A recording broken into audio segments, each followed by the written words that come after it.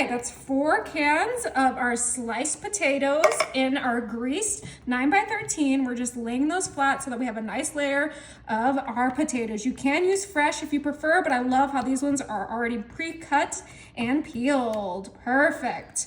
Now I have 2 pounds of my cheddar cheese that I sliced up, and we're gonna put all of that cheese right on top of our potatoes. You can use whatever cheese you like. My family just loves cheddar, and I had all of this cheddar just sitting in my fridge, so I had to use it. Oh my.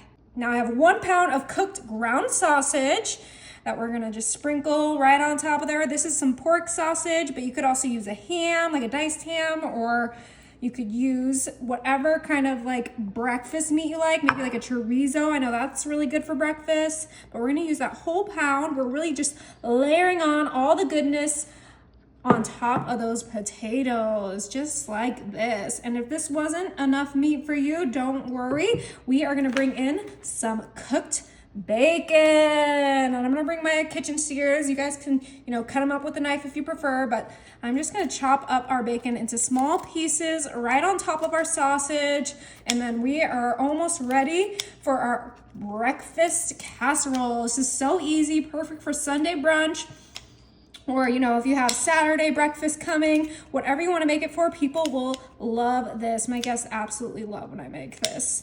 Okay. I think that was the perfect amount of bacon. That was about 6 slices.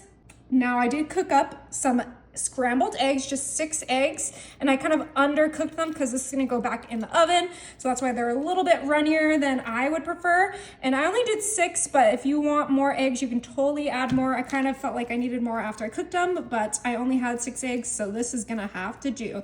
Plus, doesn't that look so good on there? We have our cheese, our sausage, our bacon, and now our eggs for this beautiful breakfast casserole.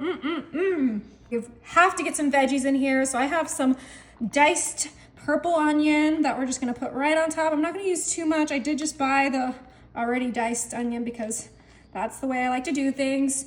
And then another veggie that I'm gonna add is some tri-bell pepper. I love these little containers from Kroger that come with everything already pre-diced. Cuts your prep time in half. Okay, that looks absolutely beautiful. Now this is missing some seasoning, so I'm gonna keep it super simple with my favorite Kinder's The Blend, which has salt, pepper, and of course, garlic.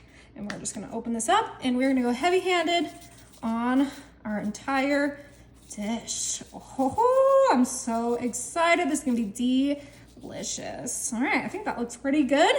And that's it. It's just all layered on top in our 9x13. My oven is set to 375, and this is gonna be in there for about 35 to 40 minutes.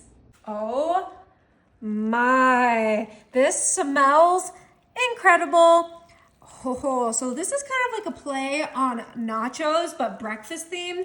So I am gonna top mine with a little bit of pico, but you can top this with whatever you want. Some sriracha, some cheese sauce, some ranch, whatever you like for your breakfast, some aioli, but I think pico is gonna go beautifully with all those other flavors, and that's what I want. So we have kind of the potatoes as like our chip, and then the cheese obviously, and then we got some meats on there, and the eggs make it extra breakfasty, but that is it.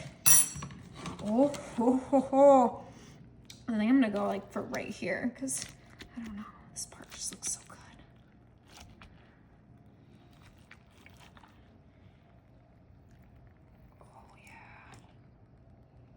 Delicious. Whew. Potatoes, cheese, sausage, egg, bacon, veggies. I am so excited to try this. Oh, those potatoes are so soft.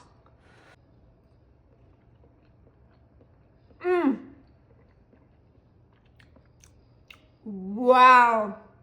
Oh my goodness. I thought I added too much cheese, but that cheese with those potatoes, incredible, you guys. Like, this is a must try.